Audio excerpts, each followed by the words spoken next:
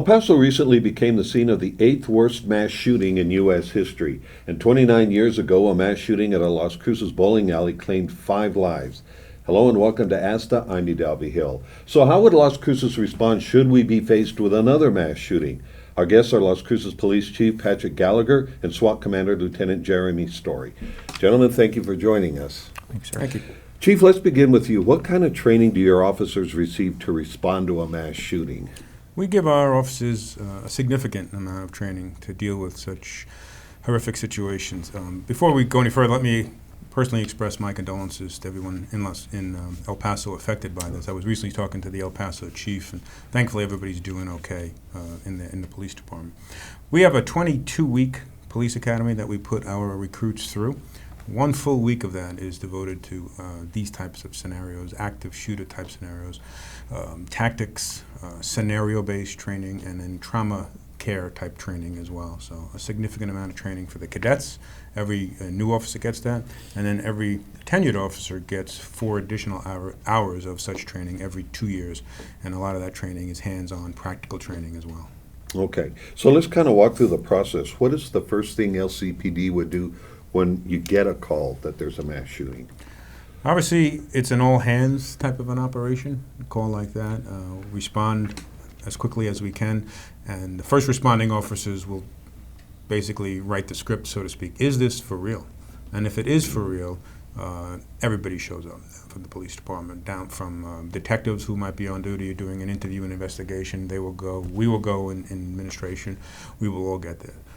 So it is an all-hands-on-deck situation. So do all other law enforcement agencies automatically respond to that call, or do they wait until they hear from you after you make your assessment as to whether or not you need additional resources? You know, that's a good question. We like to think we're prepared for these type of things, and for the most part we are, but a lot of the mass shooting or just mass casualty type situations have a side effect where anybody who hears about it in law enforcement wants to help, and they will self-dispatch and respond on their own before there's any type of an organizational plan in play. And that's very admirable, but it also creates problems as well. We know who all of our Las Cruces police officers are. We all respond. Even our detectives, we know who they are. But if an FBI agent responds and doesn't identify himself as such, that's where sometimes when you'll hear in mass shooter situations, there's a second shooter, there's a third shooter. What people are seeing sometimes is unmarked law enforcement officers, not in uniform, who we don't know they are, with guns drawn, going through that. So I saw another man with a gun when the shooter has already been neutralized. So that creates its own problems as well. Just something I wanted to mention. But essentially, anybody in the area, especially if it's still going on, law enforcement-wise, will respond, whether we call them or not. And okay. The best plan for us, though, is to, once we have that situation neutralized, what we'd like to do is then know who everybody is, know who's here, where are they. If we don't need you immediately, go to what we call a staging area, and we will need you eventually. A lot of times, with everybody going in at once, we don't know who's in there. It can be a very confusing scene, adding to the confusion that's already present, as you can imagine. Right, okay, thank you. And Lieutenant Story, you're the SWAT commander, so when you get that call, what do you do? Well, initially, if I was working, I would respond just like anybody else would. Eventually, SWAT is going to be called. That's a given. Our role is going to be after the fact. By the time SWAT gets on scene, the shooter should be neutralized or in custody, and we're looking to do that thorough search, research, to make sure we're not missing anybody that's hiding, that's wounded. There's no additional threats, looking for explosive devices. But this process could take anywhere from 2 hours, 4 hours, 6 hours after the fact. So it's a very long, drawn-out process for us. That's interesting, because I would have thought SWAT would have been the first people called out, but you wait until after the shooter's neutralized, you say. Right, and this was a paradigm shift post-Columbine. So in 2002, when Columbine happened, that was the standard, was to call SWAT, wait for SWAT to get there, and to handle the situation. Unfortunately, time costs people's lives. And even if SWAT responds, average response time, say it's 15, 20 minutes, that's a lot of people that are injured and killed during that time. So that there had to be that shift to immediate response by patrol officers, detectives, specialty units to ensure that we neutralize the threat and mitigate that loss of life as fast as possible. Okay, and you touched on this, that if we have casualties, Well, my understanding is when you all go in, you're not there to help or to aid those who are wounded. Your job is to go and neutralize the shooter, right? And those folks have to wait until a little later until the shooter's neutralized. Is that right? That is correct. As hard as that is, the greatest good we can do is to stop additional killing. So if we spend a minute treating someone that's already injured and there's shooting going on, that's potentially 3 other people, 4 other people, 5 other people being shot and injured. So our goal is to stop the killing as fast as we can, and then we can move to stop the dying, which means treating people and getting additional medical personnel to the people that are injured. Okay. And what advice do you have for members of the public who may find themselves in a mass shooter situation? Well, that's, again, another good question. People should Google active shooter situations, what to do. There are a lot of good videos out there that'll walk you through a lot of the steps. The easier ones will tell you the 3 choices, the better videos. You have a choice to run, to hide, or to fight the shooter. Running is always the best thing to do. Get out of that situation as quickly as you can. Being mindful of the fact that if, hopefully at that point, law enforcement is still responding. When you're running from the scene, keep your hands up, leave your phone at your desk, keep your phone in your pocket, don't have your phone in your hand, don't be talking as you leave. Get out of the building, get as far away from it as you possibly can. Second thing is, if you can't do that, and the shooter is on your floor, you know you don't have the opportunity, you hide. And anything is something that you can hide behind. Hide under a desk. Try to secure the door wherever you're located. Take your belt off and secure it around the door hinge that opens inward, if that's the case. A million different things you can do to just keep yourself safe in that situation. Last choice you have is to fight. If the shooter is coming in the room where you are, the hiding hasn't worked, you weren't able to run, look for weapons, improvised weapons that you can use.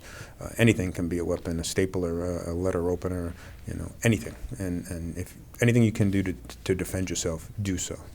Okay, that's all real good advice. And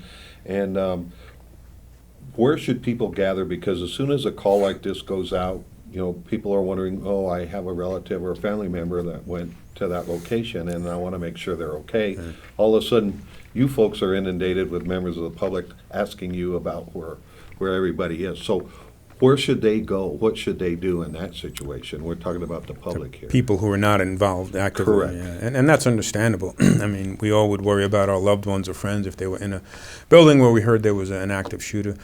The best thing to do is to not go to that location, because if you think about it, if everybody tries to descend on the same location, we have law enforcement, but most importantly at that point, ambulances that need to get to the location. And there's been situations where those ambulances are delayed in traffic getting to a location to help people because other people who are trying to get to the location just to check on people are creating a traffic jam.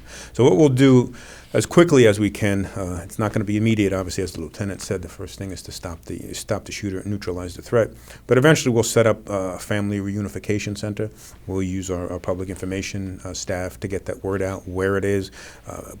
In some cases, if it's a large-scale event, use a 1-800 number to put that information. People can call in on checking on people that way.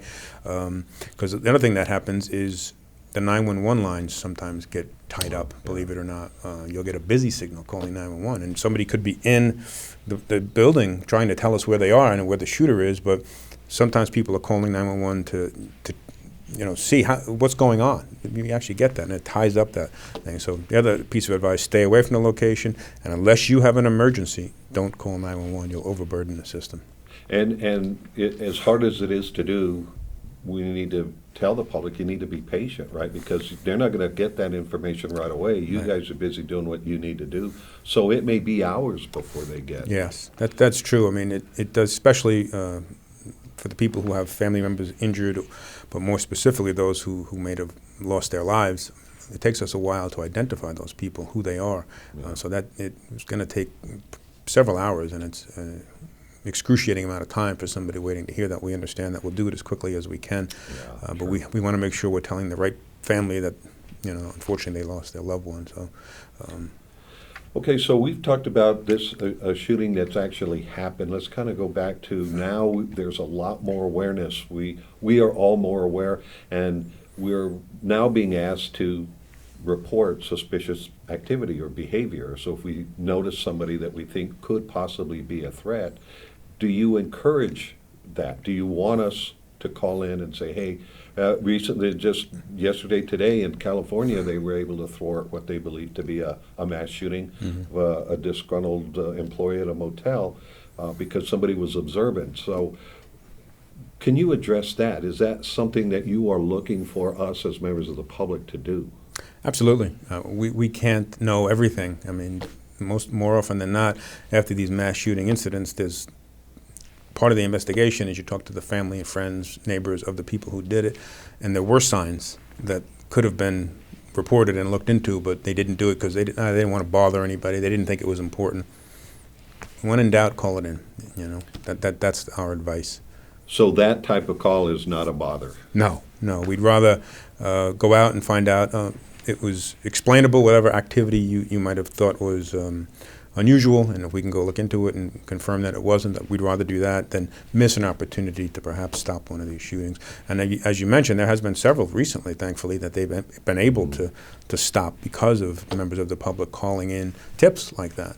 It's very important. I mean, changing people's behaviors, large purchases of weapons, things like that, strange Facebook posts, social media posts. You know, if you have a concern, there's a chance it may be a valid concern, so you should let us know. And is that a 911 call or a non-emergency? It depends on the nature of it. The urgency? Yeah, right, exactly. You think something is going to happen, it's imminent. If it's imminent, yeah. Call 911? Absolutely. And Okay. if it's not, if it's just you've been noticing a change in behavior and you're concerned, non-emergency number. And then also something to think about is if it may not reach the level of law enforcement yet, reach out to somebody who has a crisis intervention experience. Maybe they need behavioral health issues that they're experiencing. Maybe they need help with that. So that's something to think about as well.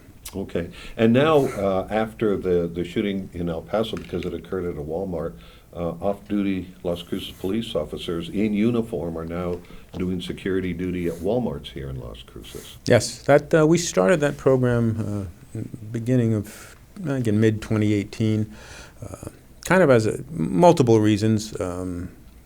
But what it really does is it's kind of a force multiplier. So what that is officers essentially will get hired by a private entity, in this case Walmart. That entity kind of enters into a contractual relationship with the officer, and they will work for that entity for a period of time, and they will pay them directly. The city of Las Cruces is kind of removed from that process. Other than that, there's some contractual and some legal liability issues that have to be ironed out beforehand, but our legal department is very helpful with that. So yeah, the officers can go there in this particular case, Walmart, and they've been very well received at the Walmarts, is what we hear. The community has reached out and Happy to see them. Happy to see them, but telling the officers in person and offering to buy them lunch and glad they're there, and it's worked out as well because we wish we had enough officers to do that, but we don't to do it full time, because if we do it all the Walmarts, then who do we not do? So this gives the opportunity for other places to hire the officers. We've done other events. You remember there was a couple of movies filmed here. Some of those movie sets reached out and hired our officers off duty for that. Sometimes on the Black Friday shopping season, some of the bigger box stores have hired officers because they have big crowds at that time. Recently, when they just installed the new bishop here in Las Cruces, they hired some officers off duty for that as well. So it works in that we're able to provide that increased level of security for those entities, but again, it's a force multiplier. If that officer at Walmart is out and sees something else happening across the street from Walmart, a serious crime, he's not going to ignore it. He or she, the officer, will deal with that as well. And if that officer wasn't hired by Walmart, that crime would have gone unsolved. So it's a win-win. And all these officers are in uniform, Yes. right? They're wearing their police department uniform. Yes. So, as you said, it's just one more officer on the street, even though he may not be on duty for the police department. So, yeah, that's great. But they do respond to other When they emergencies are if available. they arise, yes. So, Commander Story, you're in charge of SWAT. Any final thoughts? The one thing I would say, just to go off what the chief said about awareness when it comes to reporting behavior, awareness is that critical step, I think, as far as recognizing that something bad's happening, either leading up to it, so prevention, but also when it's occurring. And a lot of times you see people didn't expect it. So when they didn't expect it, they're caught off guard, and there's a delay in their reaction to either running, hiding, or fighting. And just being aware of your surroundings can help not only prevent these type of incidents, but also can potentially save someone's life when it occurs. So it might even be a matter of you go to a mall or a store anywhere, really, kind of check out where the exits are, right? Always be aware, as you said, of your surroundings and have an escape plan. A lot of people might think, oh, that's carrying it, that's going a little overboard, but you never know, right? Right. I agree. Chief, any final thoughts? No, just to the residents of Las Cruces, we want them to know that we're doing everything we can to keep them safe in situations like this. But the most important thing is, as we said earlier, let us know if there's something strange going on, that you've noticed any changing behavior with people, and be aware of your surroundings when you are out and about, because it is, unfortunately, these are the times we live in now. Yeah. But the Las Cruces Police Department recognizes that. We train for these scenarios. We work also with the Sheriff's Department and the State Police very closely. We have a very robust federal presence here with the FBI, the Drug Enforcement Administration, the United States Marshals we work with all the time, the Border Patrol as well. So in the event that, God forbid, does happen, the law enforcement response, as we said earlier, will be extensive. And the people in Las Cruces should rest assured that that is the case. It is reassuring. Okay, Las Yeah. Cruces Police Chief Patrick Gallagher, Yeah. Commander Thank you, sir. Jeremy Story, thank you both for Great. joining us. Thanks for having us. Appreciate it.